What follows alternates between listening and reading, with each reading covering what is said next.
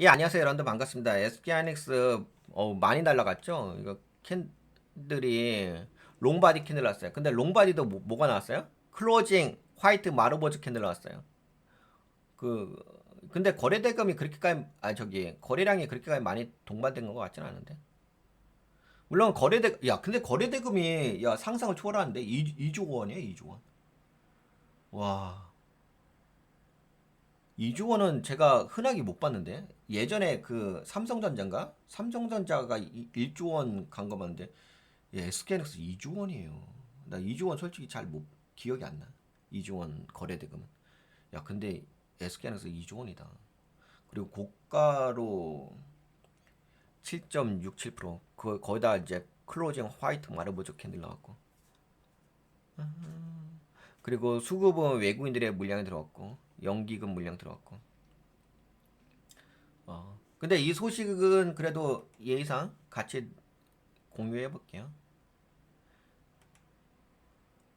이걸로 볼까?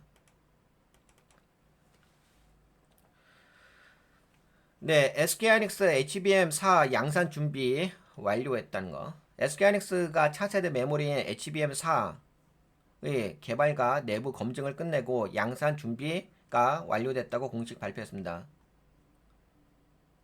이제 이게 뭐냐면 이거는 아시죠? 아까 이야기한 것처럼 뭐 이제 HBM은 GPU 지금 AI 시대의 가장 핵심 부품이잖아, 메모리에서.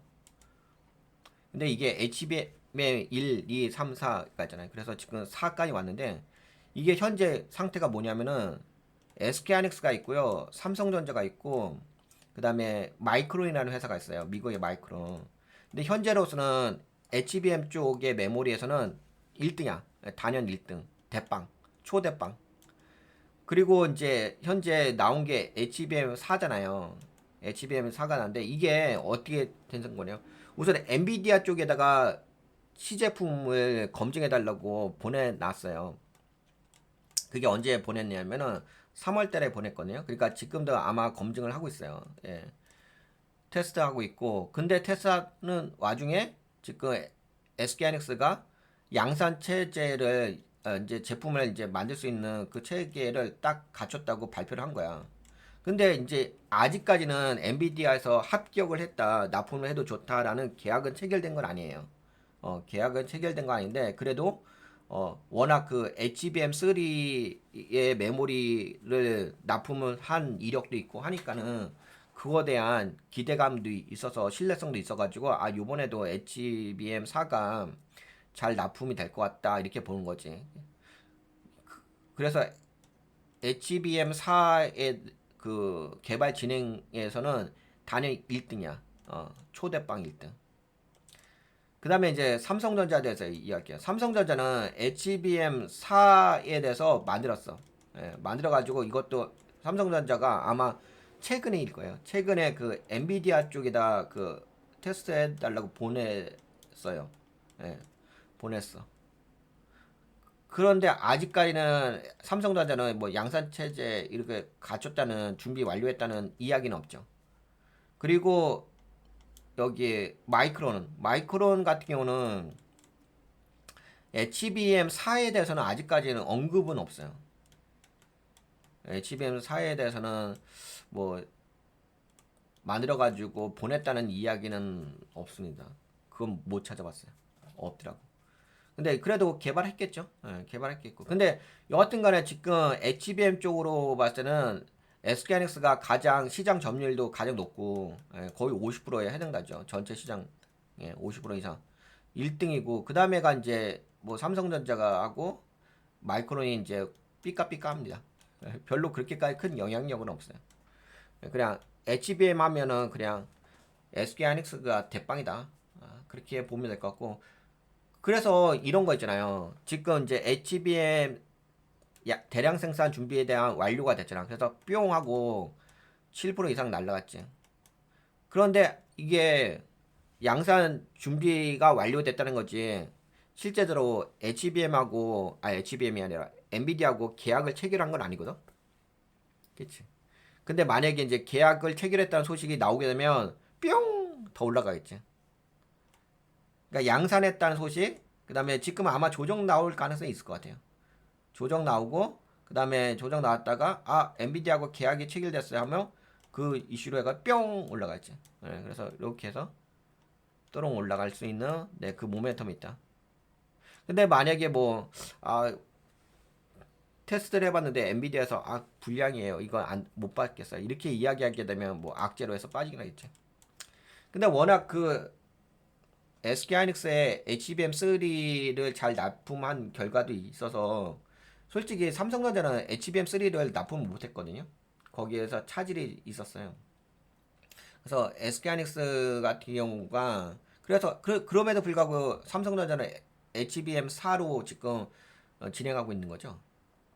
여튼간에 삼성전자는 그만 이야기하고 그래서 그런 부분이 있어요. 예, 그런 모멘텀이 있으니까 지금은 대량 생산 준비가 완료됐다는 걸로 해서 근데 그 대량 생산 준비가 완료됐다는 건 뭐라고요?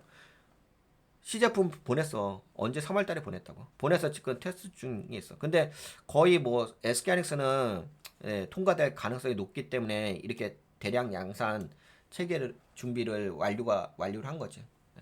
거의 확정적이니까 곧 납품할 가능성이 있으니까. 하지만 아직까지는 픽스가 된 건 아닙니다. 그래서 아마 제가 보기에는 지금 올라갔다가 좀 조정이 나올 것 같고 조정 나왔다가 계약 체결됐다는 소식이라든지 그런 소식이 있으면 다시 또 올라갈 수도 있긴 하겠지. 그런 건 있는 것 같아. 뭔 말인지 아시겠지? 여기까지는 됐지. 여기까지는 좀 말씀드리고 SK하이닉스에 대해서 그리고 수급은 좋죠. 수급은 외국인들이 8월 29일부터 들어왔다. 진짜 여기서부터 확 들어왔다. 이 자리부터 들어오면서 확 밀어 제끼면서 신고가 주면서 엄청 날라. 근데 이제 거래량이 지금 최근에 들어오긴 했는데 요번 거래량은 그렇게까지 강하게 들어오진 않았어요. 그래서 약간은 조정이 나올 수도 있겠다라는 생각. 근데 그 조정이 나온다고 해가지고 크게 문제될 것 같진 않고 그래도 조정은 나올 가능성이 있을 것 같다는 생각은 있어요. 근데 이제 약간 올라갔다가 조정 나올 수도 있고 하여튼 그건 모르겠고 그런 건 있다. 지금 그런 상황이다. 그리고 제가 이 회사 재무제표를 다시 살펴봤어. 혹시 내가 챙기지 못하고 있는 게 있나 싶어. 살펴봤는데 와씨 이 회사 미쳤더라. 여러분들 아시지? 이 회사가 지금 모든 게 1위인 거 아시죠? D램 쪽도 1위고 HBM 쪽도 1위고. 우선은 매출액 자체가 22조. 와 봐봐. 16조에서 22조로 확. 그래서 엄청나게 돈 많이 벌고 있어요. 그리고 영업이익도 5조에서 9조로. 그리고 순이익도 4조에서 6조로 버는 건데 이게 제가 계산을 해보니까 문서를 보면서 이야기해 볼까요? 저 혼자 막 떠들어도 되는 것보다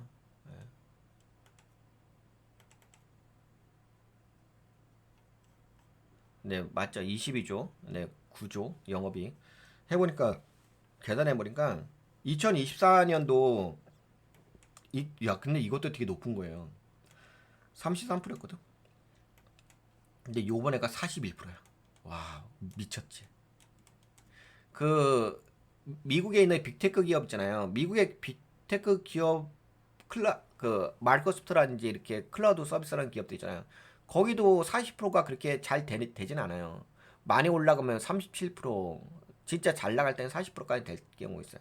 지금 영업이익률이 가장 높은 데가 엔비디아거든요. 엔비디아가 60%대예요. 진짜 돈 긁어 모으지. 근데 제가 40%대는 흔하진 않거든요. 한국에 40%대의 영업이익률을 내고 있는 기업이 예. 물론 이제 또 있어요. 여기 말고 또 어떤 기업이 있는데 그래도 이 반도체 쪽이라든지 여기서 단연 돋보이는 게 진짜 대빵이야 대빵. 초대빵. 초대빵 기업이랍니다. 그냥 돈을 긁어 모은다고 봐야지. 41%예요. 41% 영업이익률이. 순이익률은 좀 아쉽긴 한데 순이익률은 31%. 하여튼간 워낙 이 회사는 돈을 그냥 긁어 모은다. 왜 긁어 모으냐? HBM 때문에. HBM도 뭐다? HBM 4다. 예, 근데 HBM 4가 뭐냐? 초대빵. 예, 초대빵 기능의 메모리. 근데 이 부분야에서도 삼성전자보다 훨씬 앞서 있고, 그 다음에 마이크론보다 앞서 있고, 그리고 이쪽 납품하는 것도 안정적으로 납품하고 있고. 그래서 많이 그러니까 어떻게 보면은 봐봐라. 이게 어떤 게 있냐면요. 지금 삼성 저기 SK하이닉스가 빵 날라갔잖아. SK하이닉스가 7% 이상 날라갔지. 한국 지수를 보게 되면 당연히 지수가 올라갈 수밖에 없지. 지수가 왜 올라가? SK하이닉스가 거래대금 자체가 조 단위인데 조 단위로 그 시가총액 1위 기업이 날라가는데 그러면 안 올라가요? 안 올라가 100이겠습니까? 지수가? 예. 그러니까 그래서 만약에 혹시나 지금 보게 되면 뭐 선물 지수에서는 그 선물 지수 보시게 되면 465.02 포인트지. 그러니까 살짝 올랐어, 살짝. 예. 그래서 혹시나 뭐 SK하이닉스도 그 캔들 자체가 저기 나왔잖아. 롱바디 캔들 나왔잖아. 그래서 좀 올라갈 수가 있지. 근데 올라갔다가 다시 빠질 수도 있어요. 그러면 아침에 좀 올라갔다가 오후에 약간 조정 줄 수도 있어. 왜냐면은 지금은 이게 양산 체제가 완료됐다는 거지. 양산 체제하고 실제적으로 납품은 아니잖아. 그치? 그 부분이 있으니까 약간 그 부분에 대한 이제 확인차 좀 조정이 나올 수는 있지. 그렇다고 해서 나쁜 건 아니고. 그래도 뭐 조정 같은 건 좀 고려하셔야 될 거고. 그 다음에 이제 조금 있다가 제가 마이크론이라는 종목에 대해서 이야기할 건데, 그 미국에 있는 마이크론 종목 있잖아요. 이거 이게 미국의 마이크론 종목이요. 어, 메모리의 3대장 SK, 하이닉스, 삼성전자, 그다음에 여기에요. 마이크론이 3위야. 뭐 마이크론하고 삼성전자 거의 삐까삐까해요. 근데 마이크론이 엄청나게 지금 날라갔죠. 이 마이크론 볼까요? 예, 지금 여기서 그동안 이때가 엄청 좋아했겠지. 이때 샀으면 있지. 사고서 빵 날라가. 예, 신고가 주면서 올라가고 있어.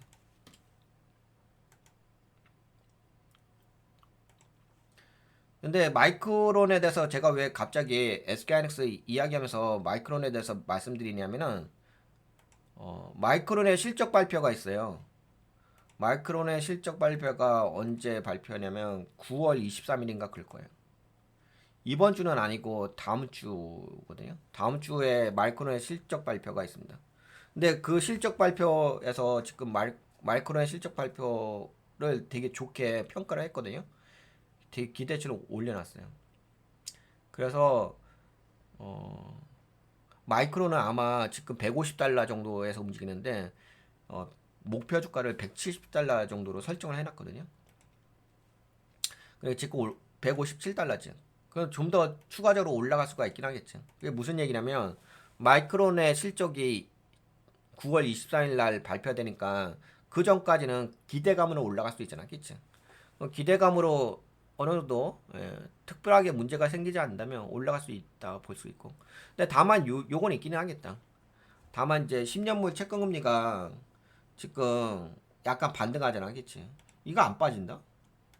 10년물 채권금리가 빠졌다가 지금 반등하면은 만약에 예를 들어서 연준의 그 금리 인하 정책, 통화 인하가 9월 18일이잖아, 한국 시간으로. 만약에 이게 그때까지 올라온다면은 그럼 여기가 저항되지. 올라왔다가 인하했다는 소식이 나오면은 뚝 떨어질 수가 있긴 하겠지.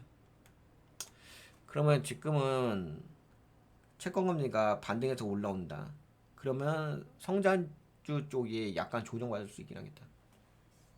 왜냐면 이제 금리 인하에 대한 기대감이 있는 건데 여기가 반등해서 올라오게 되면은 채권금리가 반등해서 올라가잖아.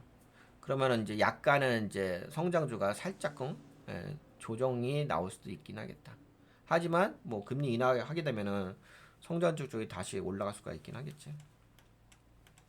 여하튼 간에 지금은 어떻게 보면 뭐 그냥 마냥 좋다고만 이야기할 수 없을 것 같아요.